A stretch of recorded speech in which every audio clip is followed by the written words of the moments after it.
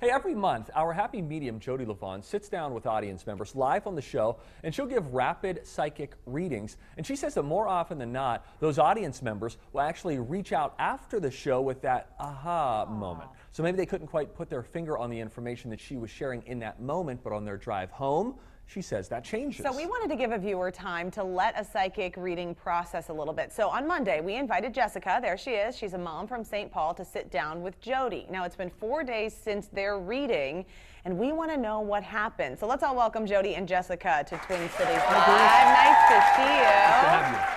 You know, I just so appreciate, Jessica, that you're sharing so much about yourself, because Jessica's biggest question pertained to infertility, and this is something that so many families are going through.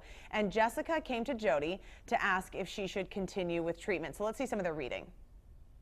I have my son, and it took us a long time to have him with a lot of interventions, and we've been trying for a second. That's the baby girl.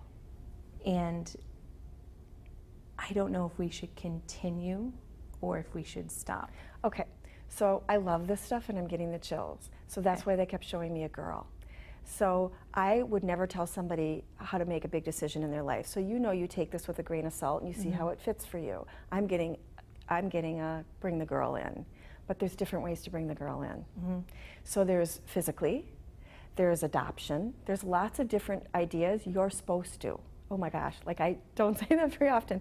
It's good. It would be good for you to move forward and look at the other alternatives to bringing a child in.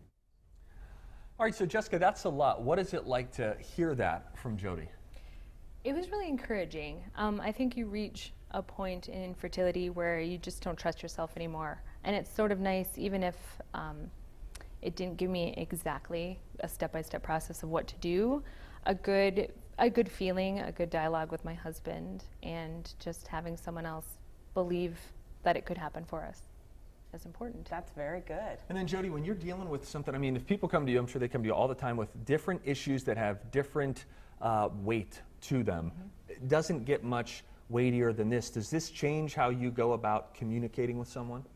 Well, I always tell the truth, but there's different ways to say it. But that was just like coming out of my skin, that you should just keep moving forward. So I'm very careful. Sometimes it's really sad news, and I'm not as happy when I'm saying it.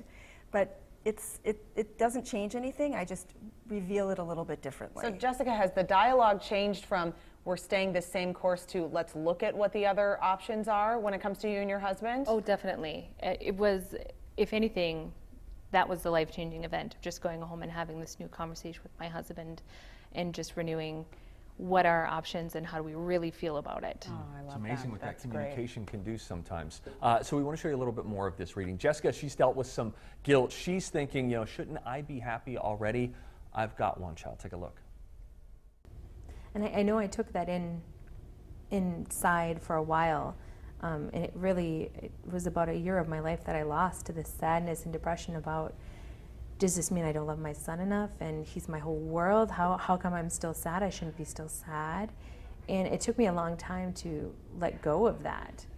But I still have hesitation bringing it up because I don't want that brought up to me again. I don't want somebody to say something like that again. So let's do this, okay? Anytime somebody says something to you, it is much more about them than it is you. Oh, sure, yeah. But the reason it's sticky to you is because you believe it. So let's look at the truth in that. So, I don't know, I had breakfast this morning. Shouldn't that be enough for me? Right.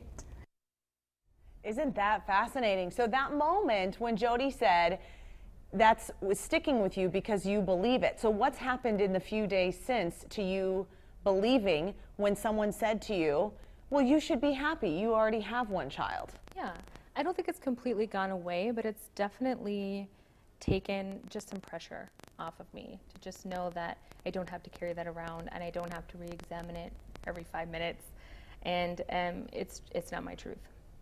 And Jodi, for you, when that just has to apply to so many people, when those moments where someone says something that really stings you, is that really deep down inside what you maybe believe or fear about yourself? Everything is about that. Yeah. Anything somebody says, but when you have a reading or you think of it differently, it puts everything in perspective. And then you don't take it as personally.